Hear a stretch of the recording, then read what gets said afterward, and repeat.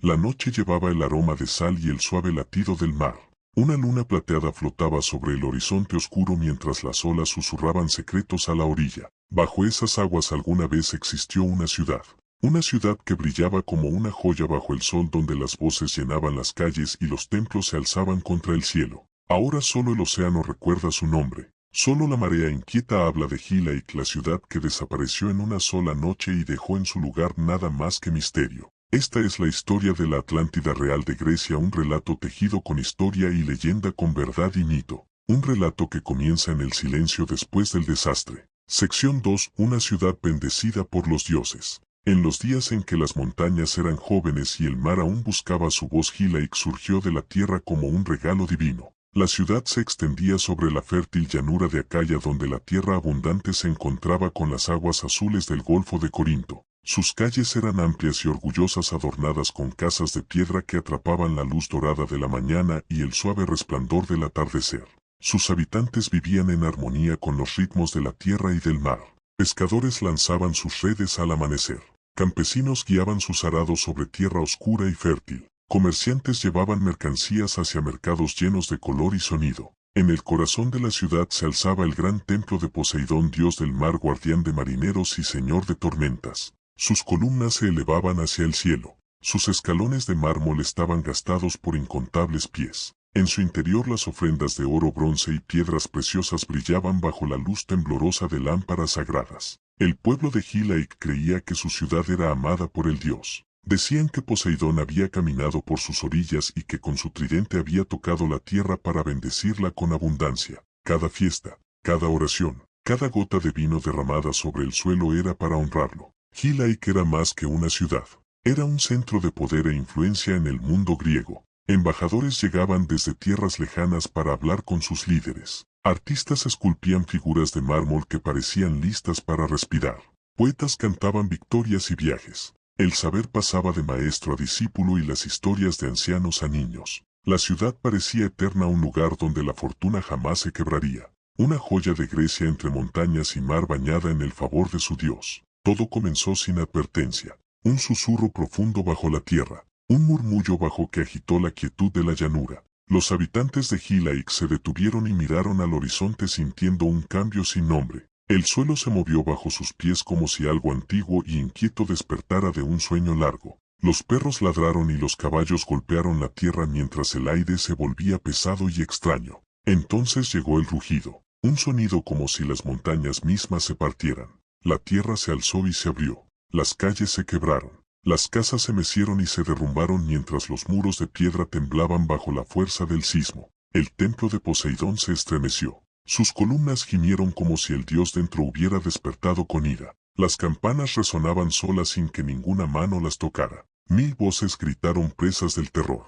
El cielo parecía inclinarse. El mundo oscilaba como un barco en tormenta. El temblor no terminó pronto. Fluyó como una ola de poder por la tierra, derribando lo que siempre había permanecido en pie. La gente huyó a los campos abiertos, lejos de los techos que caían. Llevaban en brazos a sus hijos y llamaban a sus seres queridos. Aún no sabían que aquello era solo el principio. La tierra había hablado, pero el mar aún no había respondido. Y cuando lo hiciera, la noche se llevaría no solo a su ciudad, sino también su lugar en la memoria de los vivos. Desde el golfo llegó un sonido que nadie había escuchado antes. Un rugido profundo e interminable, como si el mar hubiera abierto su propio corazón.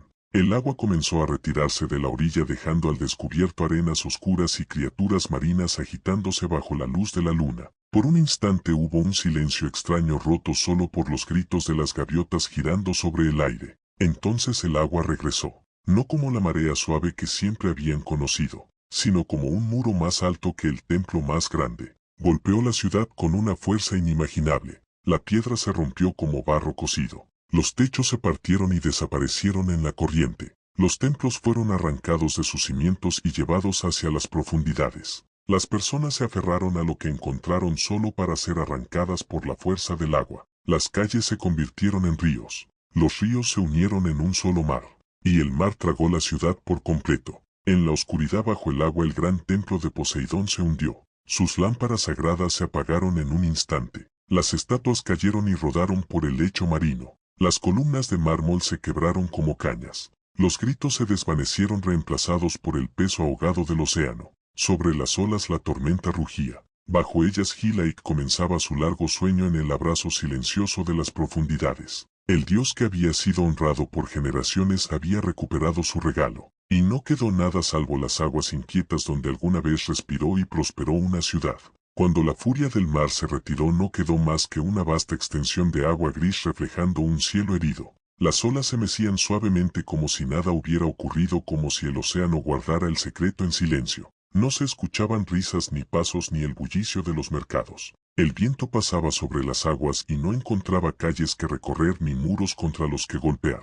Los sobrevivientes miraban desde las colinas. Algunos temblaban, otros permanecían inmóviles. Todos tenían la mirada fija en el lugar donde la ciudad había estado apenas unas horas antes. Habían perdido sus hogares, sus templos, sus tesoros y a sus seres queridos. El aire estaba lleno de un olor extraño, mezcla de sal y polvo. Era como si la tierra misma hubiera cerrado un capítulo y lo hubiera sellado bajo el mar. Con el amanecer las aguas seguían cubriendo el lugar. Ningún canto de gallo rompió el silencio. Ningún humo de fogón se elevó al cielo. Solo el lento movimiento del golfo acariciando la costa como si nada hubiera sucedido. Para quienes presenciaron aquella noche la imagen quedó grabada en sus almas. La ciudad de Hylake había desaparecido sin dejar rastro salvo en la memoria de quienes aún respiraban. Y ellos sabían que incluso su memoria se desvanecería con los años si no la contaban. Así comenzó la leyenda, una historia nacida del dolor y del asombro que atravesaría siglos hasta llegar a nosotros. No pasó mucho tiempo antes de que la historia de Hylake comenzara a viajar por las bocas de los sobrevivientes. Cada voz añadía un matiz distinto. Unos decían que fue la ira de Poseidón, otros que un antiguo pacto roto había traído el castigo. Había quienes aseguraban haber visto luces bajo el agua la noche siguiente, como si la ciudad aún respirara allá abajo en un mundo de silencio líquido. Los viajeros que llegaban a la región escuchaban las historias y las llevaban consigo a otros puertos y ciudades. En Atenas, en Corinto, en Esparta se murmuraba sobre la ciudad tragada por el mar.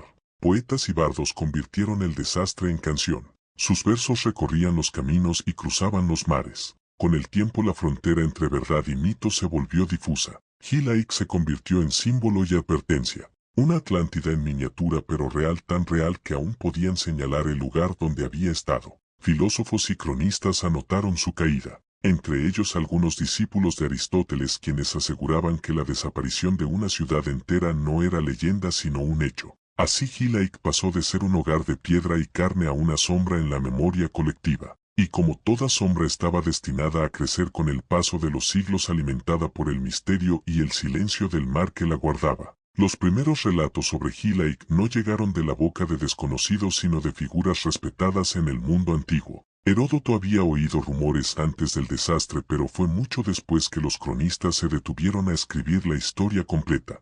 Estrabón, el geógrafo griego, describió las ruinas visibles bajo las aguas claras del Golfo. Afirmaba que en días tranquilos se podía ver el perfil de calles sumergidas y columnas caídas como fantasmas de mármol. Pausanias, el viajero y escritor, habló de cómo los pescadores aún evitaban lanzar sus redes en aquel lugar.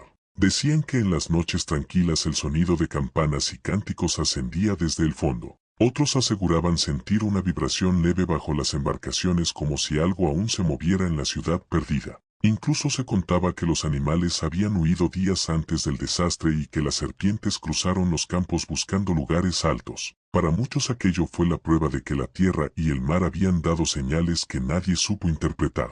Estos testimonios se entrelazaron con la historia de la Atlántida que Platón había narrado, una gran ciudad engullida por el mar como advertencia de los dioses. Y así Hylake comenzó a ser conocida como la Atlántida de Grecia. Una historia tan poderosa que se negaba a desaparecer. Un eco que viajaba por los siglos y encontraba oídos dispuestos a escuchar. Después de que las voces de los sobrevivientes se apagaron, Hylake se hundió en un letargo de siglos. El mar y la tierra se encargaron de sellar sus restos bajo capas de limo y arena. Los pescadores y viajeros pasaban sobre el lugar sin saber que bajo sus pies dormía una ciudad entera. Las corrientes marinas cubrían lentamente las huellas de piedra y el tiempo desgastaba incluso los recuerdos. En la Edad Media las historias de Hylake eran susurros casi olvidados. Aparecían en crónicas dispersas, en cartas de eruditos o en las canciones de viejos marineros que hablaban de luces en el agua. Para algunos era un mito, para otros un hecho enterrado que jamás sería revelado. Los mapas antiguos ya no la señalaban. El nombre de Hilaik se desvaneció de los pergaminos como si nunca hubiera existido. Pero las leyendas no mueren fácilmente. Cada tanto algún viajero relataba ver bajo el agua líneas que no parecían naturales. Algunos marineros hablaban de escuchar ruidos metálicos bajo el casco de sus barcos, como si una campana sonara en una iglesia invisible. El misterio permanecía intacto mientras el mundo cambiaba y avanzaba sin mirar atrás. Hilaik esperaba paciente, como si supiera que un día la tierra y el mar cederían y volvería a ser encontrada. Fue en el siglo XX cuando el nombre de Hilaik volvió a resonar con fuerza. Historiadores y arqueólogos revisaban textos antiguos y se preguntaban si aquella ciudad perdida podía ser encontrada. Algunos pensaban que el mar la había reclamado para siempre. Otros creían que su ubicación aún podía ser revelada si la tierra hablaba. En la década de 1950 un equipo griego comenzó a explorar la zona del Golfo de Corinto. Entrevistaron a pescadores ancianos que aseguraban ver estructuras bajo el agua en días de calma. Se hicieron mapas preliminares y se analizaron sedimentos, pero el hallazgo se resistía. Hilaik parecía esconderse como si no quisiera ser despertada. Pasaron décadas de intentos fallidos hasta que en 1991 un grupo de arqueólogos liderado por Dora Kasonopoulou decidió volver a buscar. Utilizaron tecnología moderna, estudios sísmicos y fotografías aéreas. Fue entonces cuando descubrieron indicios claros. Restos de muros, calles pavimentadas y fragmentos de cerámica aparecieron no bajo el mar sino bajo tierra. La ciudad había sido enterrada por el lodo tras el terremoto y luego cubierta por capas sucesivas de sedimento. No estaba en el fondo del golfo como se creía, sino en un lecho costero que había cambiado con el tiempo. El hallazgo confirmó que Hilaik era real. La leyenda había tenido un corazón de verdad latiendo todo este tiempo. Y por primera vez en más de 2000 años la ciudad perdida volvía a respirar bajo la luz del sol. El redescubrimiento de Hilaik no solo resolvió un enigma histórico, sino que también devolvió a Grecia una parte de su alma. Los arqueólogos encontraron templos dedicados a Poseidón, talleres cerámicos y viviendas que hablaban de una vida próspera. Las calles alineadas con precisión mostraban una planificación avanzada. Era evidente que Hilaik no había sido una ciudad cualquiera sino un centro de comercio y cultura en la región. Cada fragmento desenterrado era una ventana a un tiempo en que los dioses y los hombres convivían en la imaginación colectiva. Los templos narraban la devoción de un pueblo hacia el mar y sus fuerzas. Las piezas de cerámica contaban historias de banquetes, fiestas y viajes. Los restos de herramientas mostraban la destreza de artesanos que trabajaban para un mundo que ya no existe. Hoy Hilaik es un recordatorio de que las civilizaciones, por más poderosas que sean, son vulnerables. El mar que les dio sustento también les arrebató todo en una sola noche. Su legado vive no solo en los museos y en los estudios académicos, sino también en la advertencia silenciosa que deja a las ciudades costeras del presente. El pasado no es solo historia, es un espejo donde podemos ver nuestro futuro si sabemos mirar con atención. Hilaik fue más que una ciudad. Fue un símbolo de la fragilidad humana frente a las fuerzas de la naturaleza. Su desaparición no solo cambió el mapa de Grecia sino también la memoria de su gente. Durante siglos vivió como un susurro en las crónicas y en los sueños de los que creían que las leyendas siempre nacen de algo real. Hoy sus ruinas hablan en silencio. El eco de sus calles inundadas aún parece moverse entre las corrientes. Cada piedra hallada es una palabra rescatada de un libro que el mar había cerrado. El misterio de Hilaik nos recuerda que bajo la superficie de la historia hay mundos enteros esperando ser descubiertos. Y así como la ciudad se perdió en una noche, también puede el conocimiento perderse si dejamos de buscar. Hilaik nos enseña que la memoria es un faro, que debemos cuidar las historias como cuidamos la luz que nos guía en la oscuridad, porque incluso en el olvido más profundo hay un latido que espera volver a ser escuchado.